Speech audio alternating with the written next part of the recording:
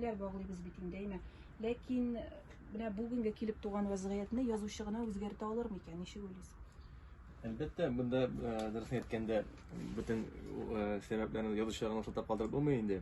Безнең бөтен глобаль рәвештә Без бара. инде гаиләгә дә сылтап карадык, урамга да сылтап карадык инде. Әмма дә ләкин шушылар һәммәсе дә кечкенә генә булса да эшкәртәләр дә, бу инде димәк уртак нәтиҗәсе аның уңай булачак. Шул ук әйтик гаиләдә бөтенләй татарча сөйләшмиләр икән, аны язучы гына ничек үзгәртәсен, әйтик очрашуларга килеп яки ачык дәресләр биреп дигәндә инде. Инде гаиләдә генә сөйләшеп урамга чыккач, әйтик башка мөхиттә гомумән юк икән, алга таба әсәрләр укый икән, ул баладан да нәрсә көтәргә инде. Монда шуңа күрә һәр татар кешесе үзенең татар кешесе булуын аңлап, һәм инде үткәннәрдән шушы безнең телебезне, үзебезнең милли графларны киләчәккә китереп тапшырырга тиеш инде. Бу инде безнең намус эше һәммәбезнең дә. Әйтәләр бит шул теге чын татар, оныгы татарча яшәгән татар дип инде. Монда инде әби бабайларга да, әти-әниләргә дә, шул язучыларга да, татар теле укытучыларына да, безнең шушы милли мәсьәләләргә бәйле дәүләт эшлекләренә дә, җитәкчеләренә һәммәбезгә дә кагыла бу мәсьәлә. Менә чит төбәкләр белән дә бик актив эшлисез, әйме, менә күрше республикалар.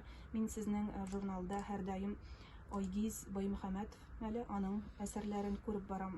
Бу өлкәдә менә эшчәнлек турында да әйтеп Дөрес әйткәндә, без чит төбәкләр белән дә, башка Төркия республикалары белән дә хәтта эш алып барабыз. Казан утлары инде шул бер 30дан артык төбәктә яздыралар, укыйлар, яздырып укучыларыбыз бар. Шулай ук инде ошо конкурслар ашады, аерым махсус үзебезнең программалар белән дә без һәр даим төбәкләргә чыгабыз.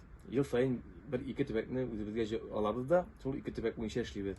Әйтик, бер елны без Башкортстан белән эшләдек, аннан соң инде Ульяновский, Самара, Оренбург, Пермь, быелга инде Киров белән Мордовияны уйлап торабыз инде. Шунда үзебезнең язучыларны барлап, укучыларны табып эшләргә тырышабыз. Әлбәттә, Төрки шушы телле язучыларыбызга аеруча зур игътибар бирәбез, аларны тәрҗемә итәбез.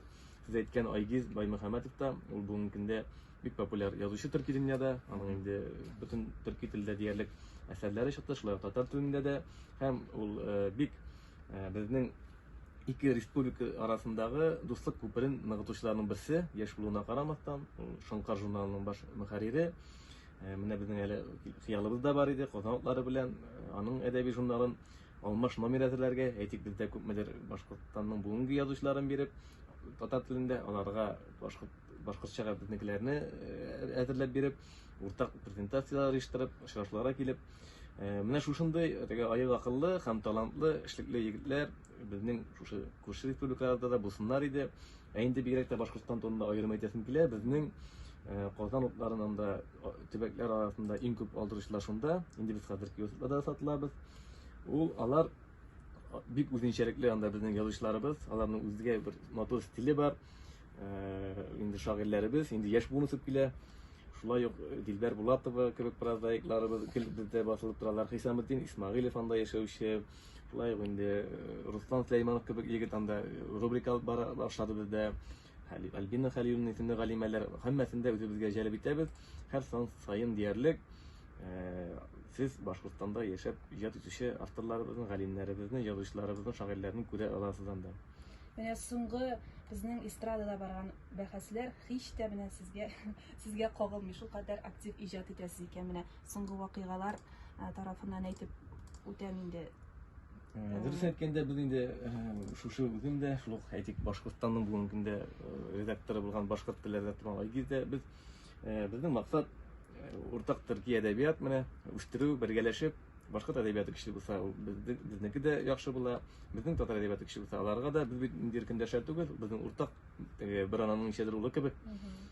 Шуңа күрә бу ыгы-зыгыларда бер якка да бирелмичә үзебезнең эшне алып барырга иде. Әдәби бәйгедә игълан ителгән иде бит безнең Рөстәм, татар әдәбиятын баету максатыннан игълан ителде ул. Менә бу өлкәдә эшләр ул ничек бара? Теге вазгыять белән таныштырып үтсәң иде, жюри составлары турында. Татарстан президенты каршындагы татар телен саклау һәм үстерү мәсьәләләре комиссиясе һәм безнең журналга шушы җаваплы эшне йөкләде. Без 10 номинациядә татар телендәге әдәби әсәрләргә конкурс игълан иттек. Ул ябык, анда псевдоним белән җибәрәләр. Бүген көндә 500-гә якын эш килде. әйтегәндә 9 номинация буенча 1 сентябрьгә кадәр кабул итәбез. Инде роман номинациясе буенча 1 декабрьгә кадәр. Инде эш бара. Бу инде беренче чиратта безгә конкурслар күп бит инде, ләкин бу аеруча зур конкурс. Безгә аңларга кирәк иде потенциалны, безнең нинди хәлдә анализлап алга таба эшне алып бару өчен кирәк иде бу конкурс.